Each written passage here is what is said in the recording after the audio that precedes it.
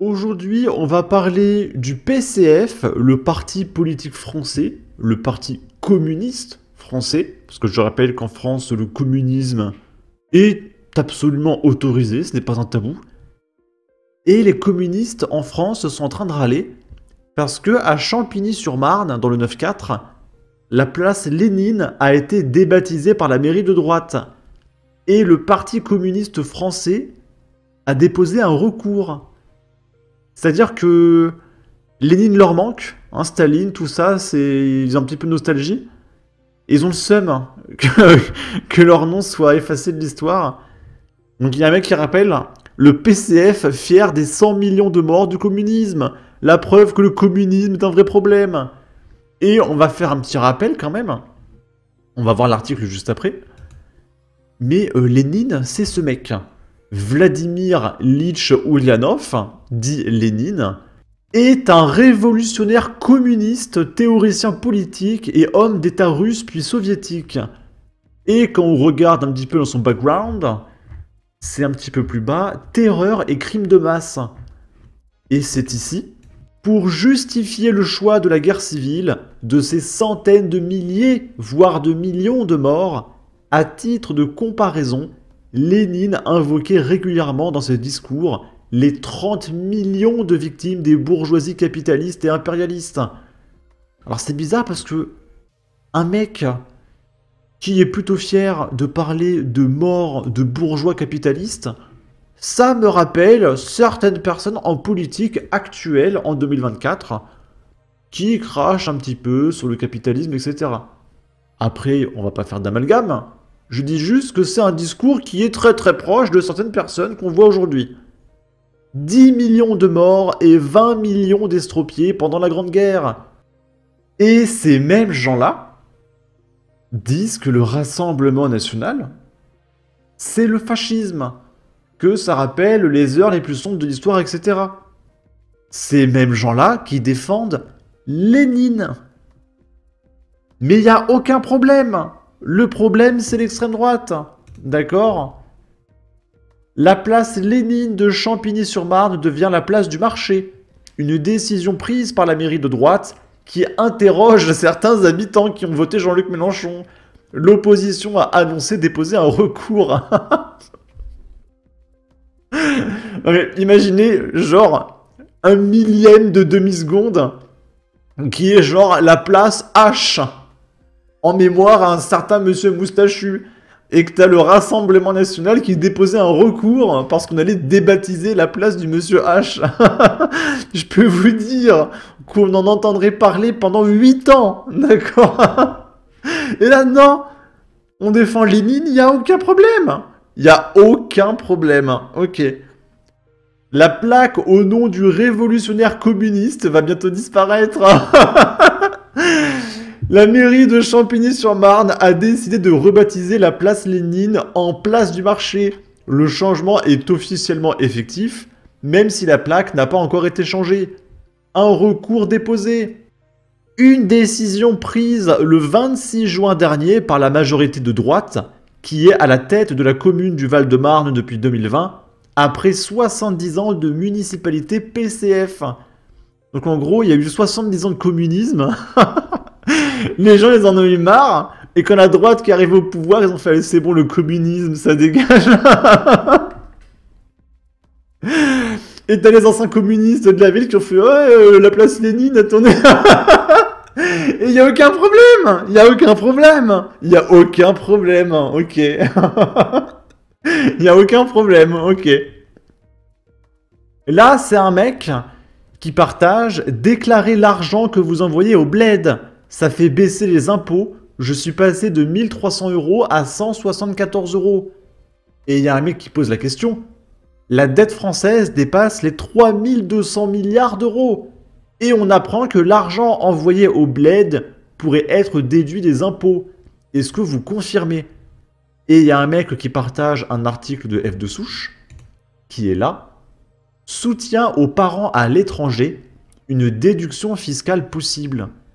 Parce que oui, si vous envoyez de l'argent en Algérie, par exemple, c'est déductible d'impôts.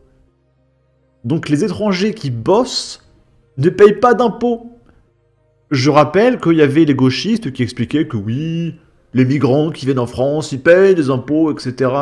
Alors que t'as quand même, certes une minorité, mais une minorité quand même assez importante, de personnes qui ne bossent pas, qui sont sous OQTF, qui commettent des délits, etc. Et même ceux qui bossent, ils ont des déductions fiscales. Donc je suis pas très certain que l'immigration soit rentable à un moment donné. Les contribuables français peuvent, sous certaines conditions, déduire de leurs revenus les sommes versées pour aider financièrement leurs parents vivant à l'étranger.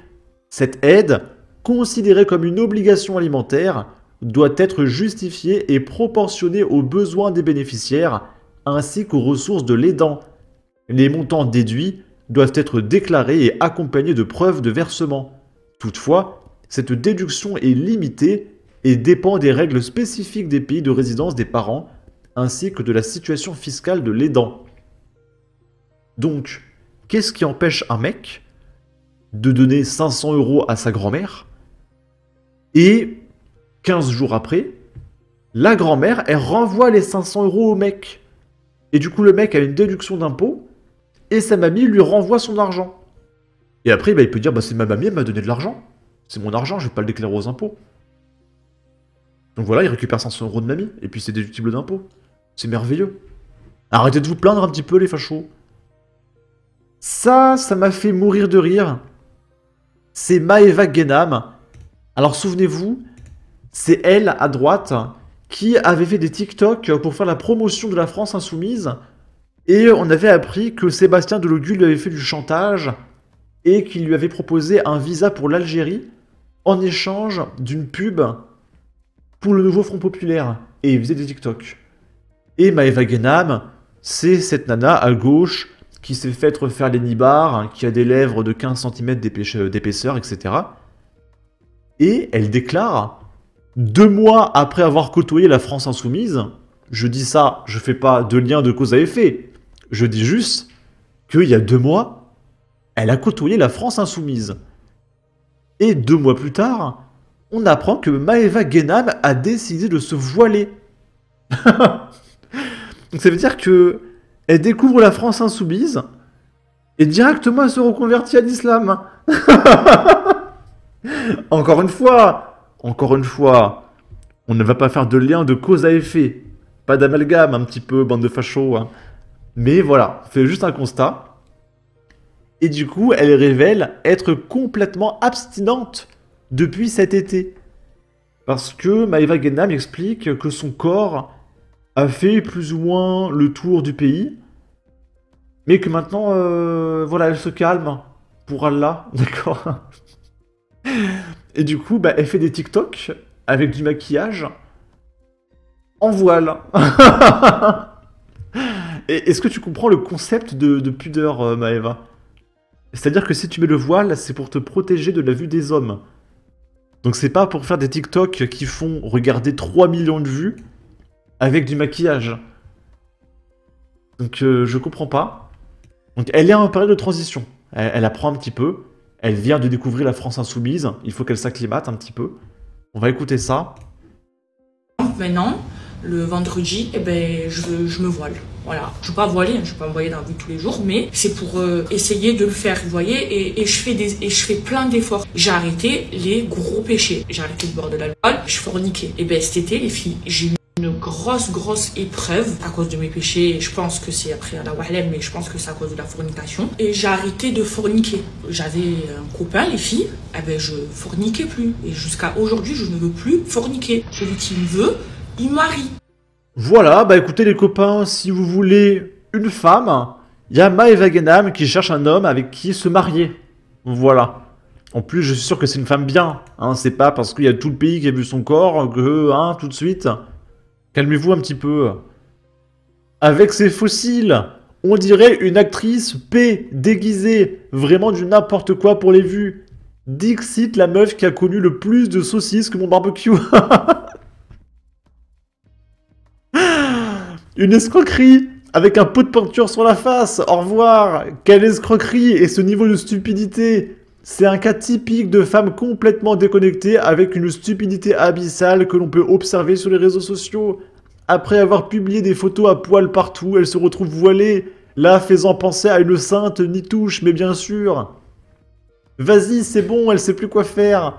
Bref, en tout cas, n'hésitez pas à donner votre avis, votre opinion, à partager, liker, commenter, ça aidera au référencement de la vidéo sur YouTube. Abonnez-vous, suivez-moi sur Twitter. Prenez soin de vous, salut!